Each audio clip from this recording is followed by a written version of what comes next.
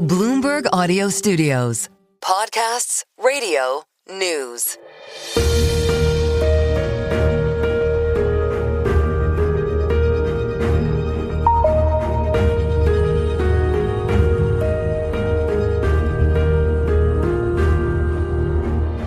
Welcome to a special edition of the Wall Street Week podcast. I'm David Westin. President Trump's epic battle with some of America's most prestigious universities has been a long time in the making, like over 200 years in the making, and it all started on the other side of the Atlantic. America's move to merge scholarship with scientific research was inspired by Humboldt University in then Prussian Berlin at the beginning of the 19th century. A Yale graduate named Daniel Coit Gilman saw for himself the possibilities when he traveled to Berlin in the 1850s on a European tour.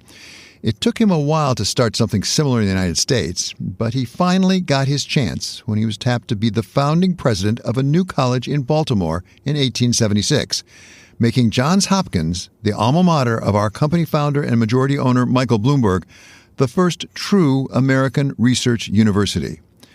Over time, others followed suit, with MIT taking the idea in a somewhat different direction for what it called applied research in the early 1900s, funded not by the wealth of a private donor like Mr. Johns Hopkins, but by some of the large corporations of the day, such as General Electric and AT&T. It wasn't until World War II that the federal government really got involved. Then along came FDR, who reached out to the universities to help him win the war. Roosevelt put the dean of MIT's engineering school, Vannevar Bush, in charge of the effort. That partnership gave the world innovations like radar and the atomic bomb that did just what the president had envisioned. It helped determine who won the war. Having seen what the government-academia team could do together, Vannevar Bush developed a post-war plan for ongoing federal government funding of university research. And what began as $253 million in grants in 1953 turned into some $60 billion as of 2023. Leon Botstein has more perspective than most on the history of academia's relationship with the government and what's at stake for the United States and the world. The son of Polish-Jewish physicists who fled the Nazis, he was born in Zurich and immigrated to the United States at the age of 2. After studying both history and music, he went on to become the youngest college president in U.S. history at the tender age of 23. 5 years later, in 1975, he was named president of Bard, a position he has held for 50 years. So who better to ask about the state of American universities today in light of the challenges? So give us your assessment of the relationship between the federal government in the United States and universities and colleges right now. Well, right now it's in a kind of disintegration mode. The pattern, which has been that the university and the government have collaborated on research agendas. It was really reached a high point during the Sputnik and the space exploration age, but it has a long history dating back to the Manhattan Project, to the making of the atomic bomb. The making of the atomic bomb was the decisive historic event. America could not have done it without the universities, and the universities could not have done it without the government. And it was a collaboration which ended tragically, but also brilliantly, and brought in the atomic age. And since then, America has been the premier place for higher education for two reasons. One, it has the most imaginative and open and free environment for research. There's a lot of academic freedom, and there's no hierarchy. There's no top professor telling the young professor what to do in the sciences, quite as there is in the old European tradition, which has been imitated both by the Russians and by the Chinese. And there isn't a constraint, and also new departments can be created, new fields can be created. There's a lot of a flexibility in problem solving, which has placed American science in the forefront. And with the forefront of American science comes its dominance in technology and in economics. So you have a collaboration which has worked wonderfully for reasons that I do not understand. The Trump administration has decided to break this up, to unravel this. The claim is that the universities are woke. Well, universities have always had majority opinions. You know, the universities were in the forefront of the America First movement, which opposed America's entrance in World War II. Every generation has had its political incarnation on the university. But the point is that this claim of wokeness is wildly exaggerated. And furthermore, there is the illusion that the real problem here is the failure to protect the Jewish students and Jewish staff and faculty. I'm a Jew, an active member of the Jewish community, and I think this is also wildly exaggerated. And anti-Semitism has been part of American culture. It's been part of university culture. However, the university has been the most open and responsive to the aspirations of the Jewish community. The idea that the university is anti-Semitic is ironic and not actually true. So, for reasons that are political, there is a destructive intent to demolish what has been for decades America's signal competitive edge throughout the world. When we talk about colleges and universities in the United States, the country is blessed with a wide range of institutions. Are the challenges you identify right now across the board, or are they more targeted on what I would call the elite institutions? Well, they're not at the elite institutions. They are at the Research One universities. So you're right. America has a kind of patchwork quilt of many different kinds of institutions, much more varied than other developed societies in the West particularly. And so you have public research universities as well as private research universities. Then you have smaller universities that aren't quite as research heavy. And then you have purely undergraduate institutions. Then you have community colleges. So you have a really wide variety of institutions that serve different constituencies. There's one thing that these institutions all have in common. America suffers from an antiquated financing scheme for its universities. Our great public university system was really created during the presidency of Lincoln with the Morrill Act and the creation of the great state universities. After all, the majority of Americans go to public institutions, not private institutions. We always talk about Harvard, Yale, Princeton, but they're not the real place where Americans get educated. They get educated in public institutions, many of which are terrific. And the state universities in the Midwest and in the South and the West are first-class places. I don't know why both the public and the news media, and now the White House, has an obsession with these marginal, in a way, statistically, institutions. The whole issue about admissions and discrimination applies to a handful of institutions. Most of us are in the business of recruiting students, of welcoming students to us, not selecting, not making a cut. We're not a sort of a World Series baseball team. There are a couple of teams that are in that kind of world, but most institutions are not. And the best of our students in this country don't necessarily go to these elite institutions. There's a myth that somehow your career will be better if you go to one of these institutions. That isn't the case. And so it is an odd situation in which there is an unnatural focus on a very small portion of institutions. However, they reflect a problem that affects all research universities: the cutting of overhead, the dismantling of everything from USAID to cutting the funding for medical research, and generally the cutting of funds to bring graduate students and postdocs. America has been a net importer. It also ties in with this anti-immigrant policy, which is completely ridiculous. Factually, without the great immigration from Europe in the 1930s and 1940s, America would not have emerged after the Second World War as the leader in the world in higher education. We owe our greatness to the migration of scholars and scientists and engineers who came to this country fleeing oppression. Now we are flirting with autocracy, the very thing that great scientists and scholars fled.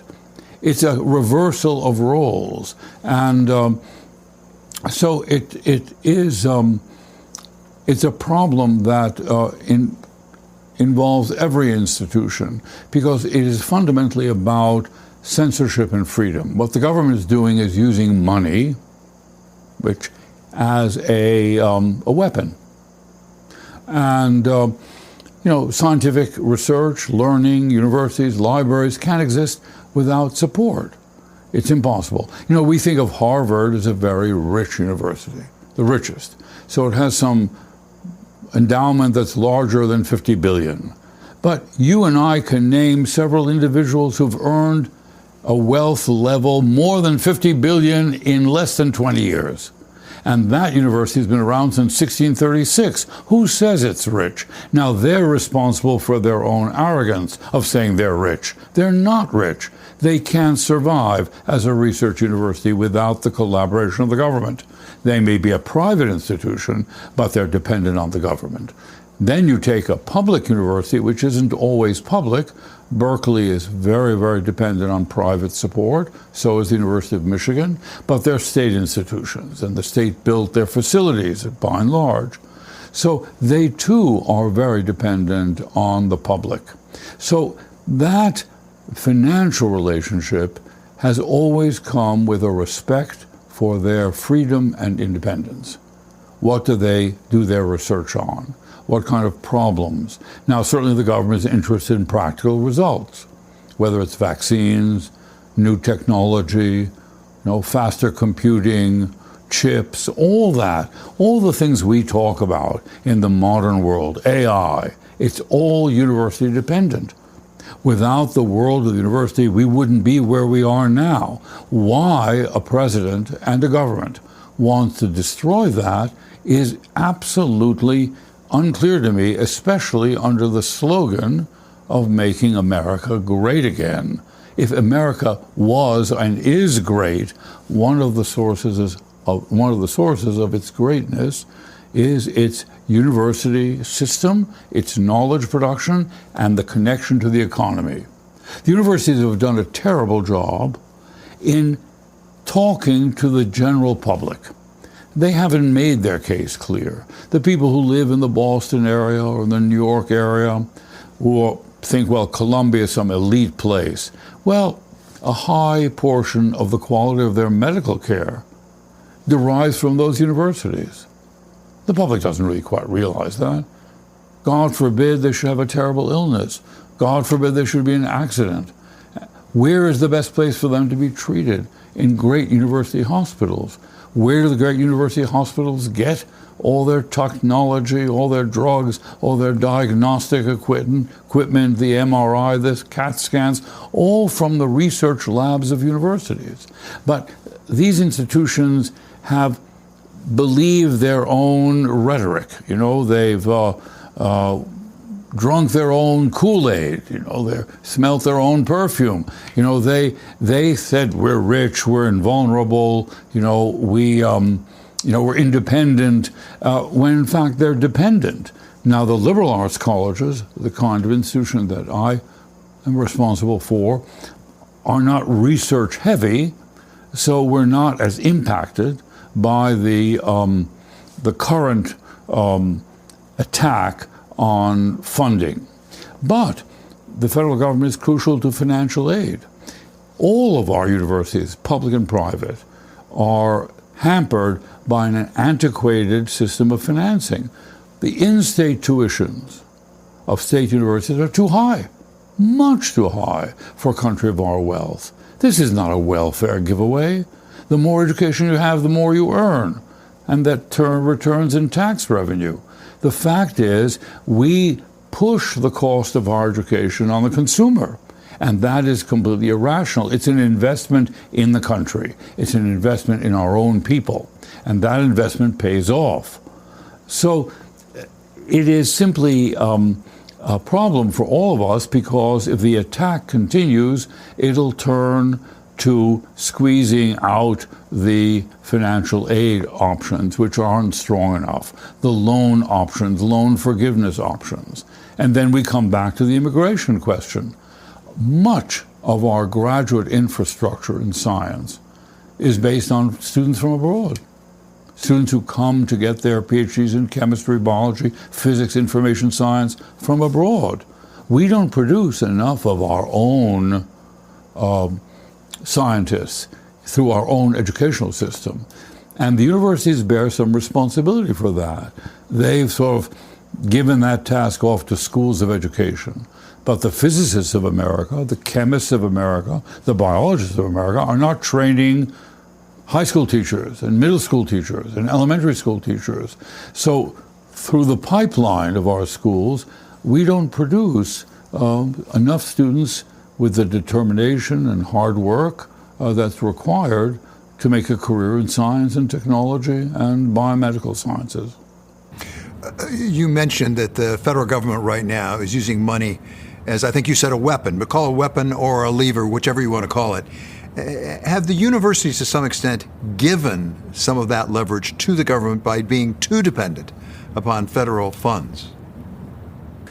Yeah, it's a good question. I'm not sure that there's an alternative. The scale of research requires that you get the money from a large source. Now, the large sources are the government.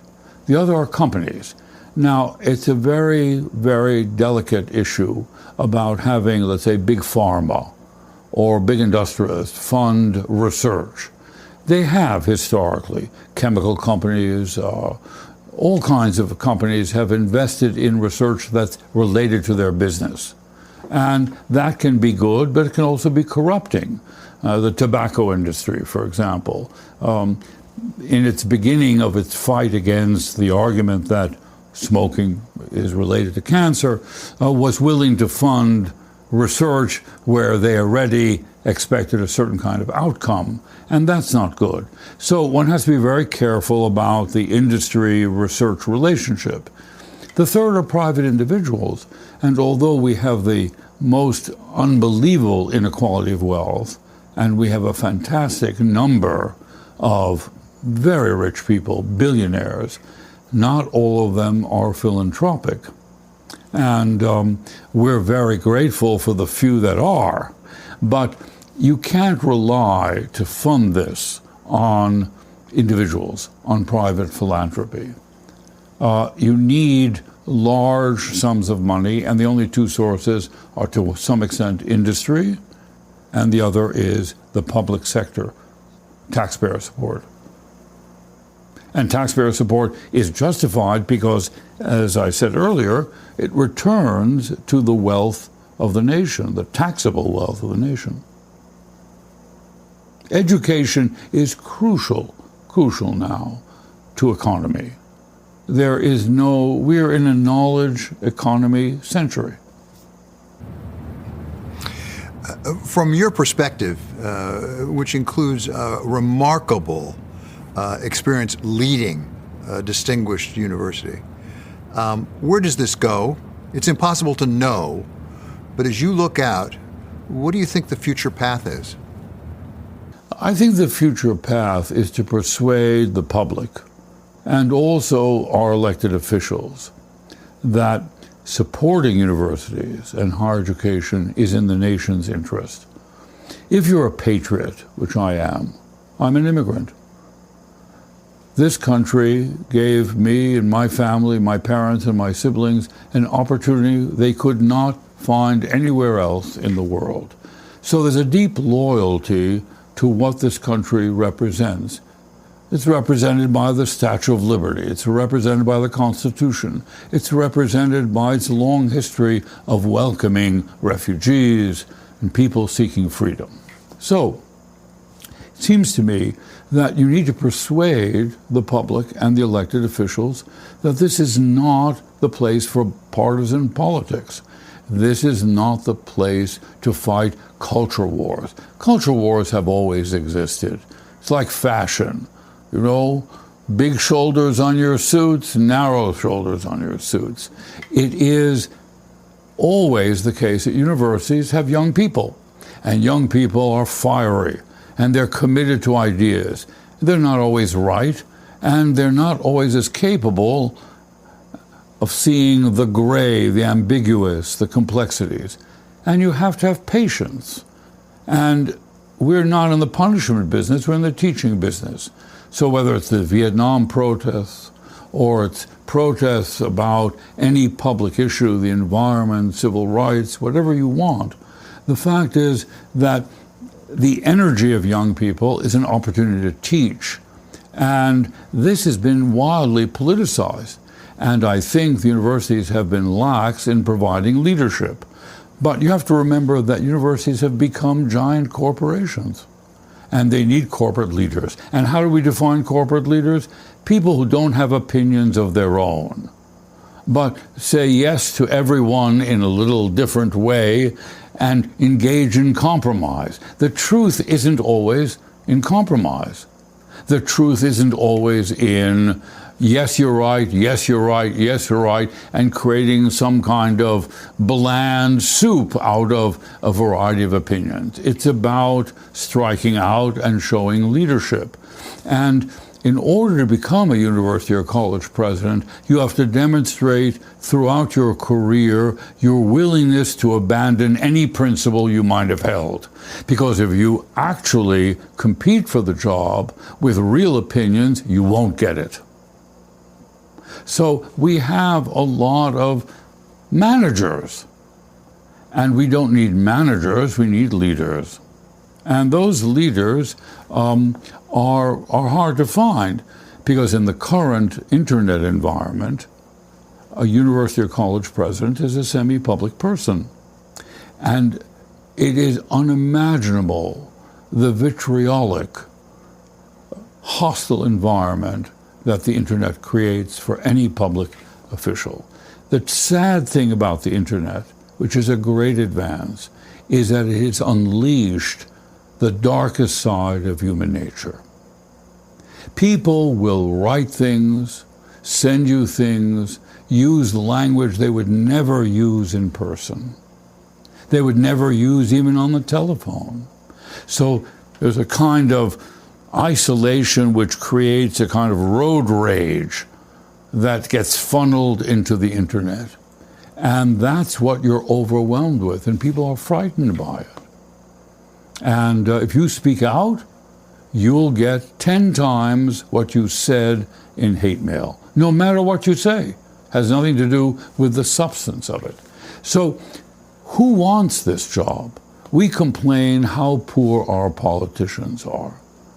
I mean, the idea, this is not a criticism, that a man of business without any public experience, without an education that really fits to lead a complex nation, without a long history of public service, as the President of the United States, is an indication of how few very good people want the job. And the job is decreasingly attractive. And, if you're a judge and now you have to make a decision on some executive order from the president and you act against the president, you're a target. And what person with a family, with some measure of sanity, wants to put themselves in the line of fire? So we are eroding democracy by diminishing the attraction of public service as a career. So the fact is that the university needs more leadership, and leadership that is principled. And it seems to me that the people that choose the president, which is not only the governing board, but the faculty, have to be more willing to take risks in finding leaders that stand for something. What I believe they should stand for is excellence in research, freedom of inquiry, and respect for every individual. When we give a diploma, every university, every college in the country, what's on that diploma? Just your name. Nothing about your identity. You're not a member of a group. You're just John Smith, Jane Smith. You're an individual, that unique person that you are. That's your degree. That's your accomplishment. We don't teach groups. We teach individuals. And we need to treat all of them fairly. That's why in the old days, in the movies, you see people in universities with gowns. Why were there gowns? To camouflage their origins, their mode of dress. Everybody was a learner, even the faculty. So that ideal of a place where the individual is treated as an individual, but not as a representative of some political group, some ethnic group, some way we segregate ourselves from another. That ideal of university is what has to be defended. The quality of teaching, quality of research, and that has to be supported by the government, not eroded by the government, not co-opted by the government. And one of the things that history teaches us is when autocrats take control of universities and dictate who should teach there, what they should teach, what curriculum is allowed, what is not allowed, the quality of the work, of the scholarship, goes down. This kind of autocratic intervention spells the death of American excellence in the university. That does it for us here at Wall Street Week. I'm David Westin. See you next week for more stories of capitalism.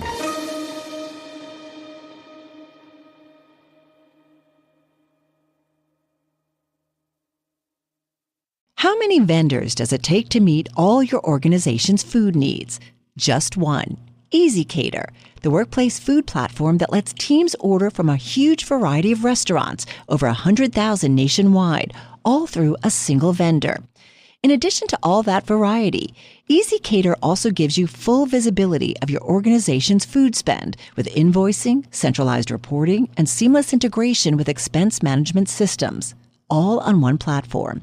EasyCater, your business tool for food. To learn more, visit easycater.com/podcast. Hiscox Small Business Insurance knows there is no business like your business. Across America, over 600,000 small businesses, from accountants and architects to photographers and yoga instructors, look to Hiscox Insurance for protection. Find flexible coverage that adapts to the needs of your small business with a fast, easy online quote at hiscox.com. That's HISCOX.com. There's no business like small business. Hiscox Small Business Insurance.